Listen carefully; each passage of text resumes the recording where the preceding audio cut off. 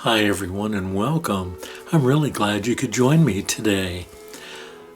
I decided to make a soap for Valentine's Day and also to kind of connect that with togetherness. I've always thought Valentine's Day was a bit of a silly holiday, which I realize it's not really a holiday in as much as it's not recognized by banks and things like that. But it's more of a day for people to point out those that they love. But in my eye, we should do that at every opportunity, not just one day a year.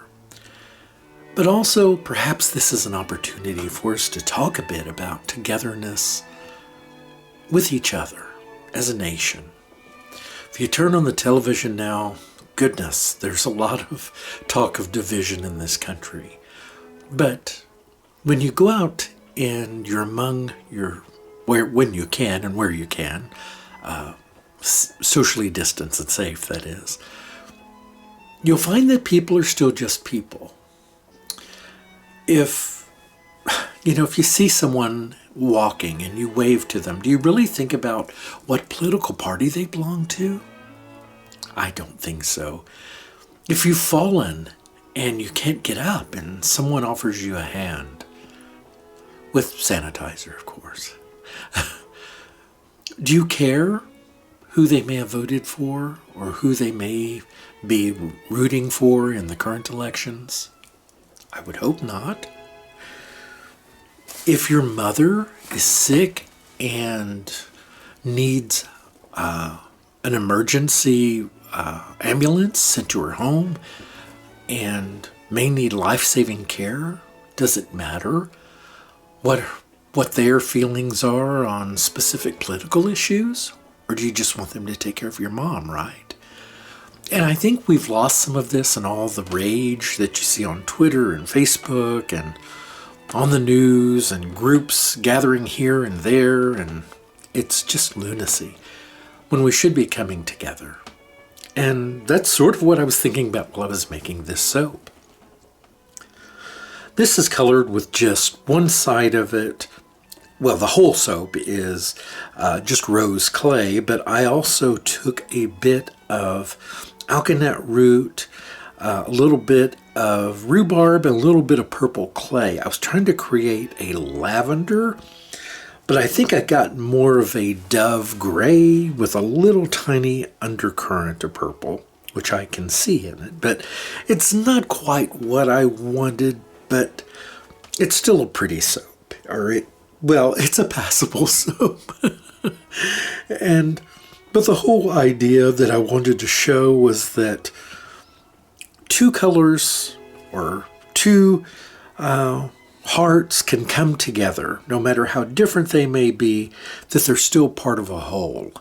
And that's really as far as I got with that thought.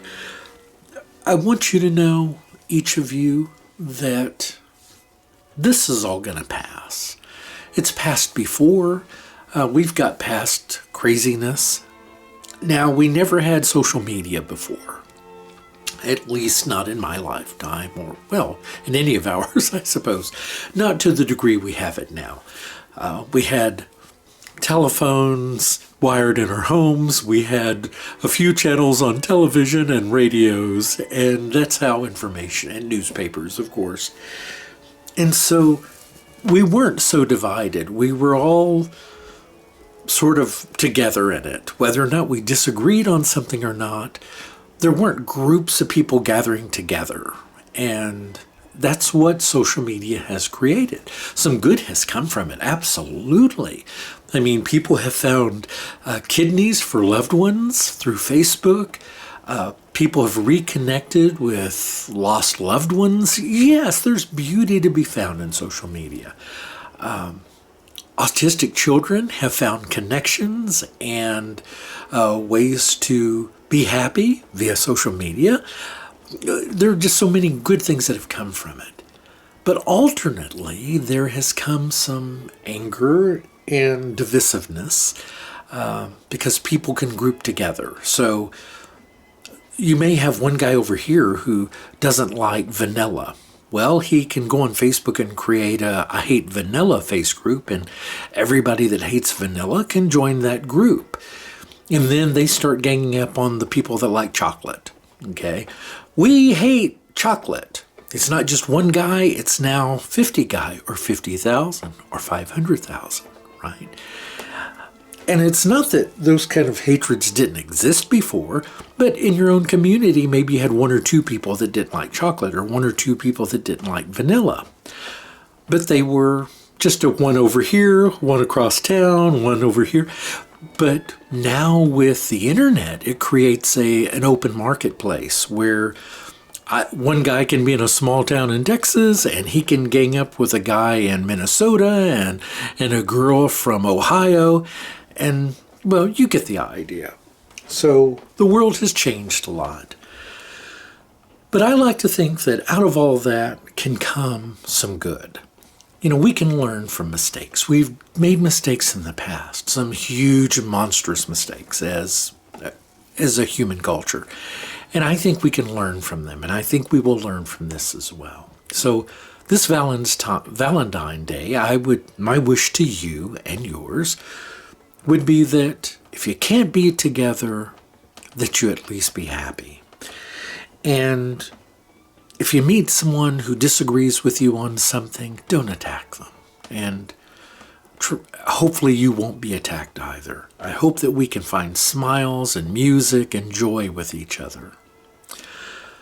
Wow, I don't know where this came from. Perhaps it's because I haven't been feeling well. And I got to thinking about the preciousness of each day. Big hugs to you all. Thank you so very much. And I'll see you back soon. Goodbye.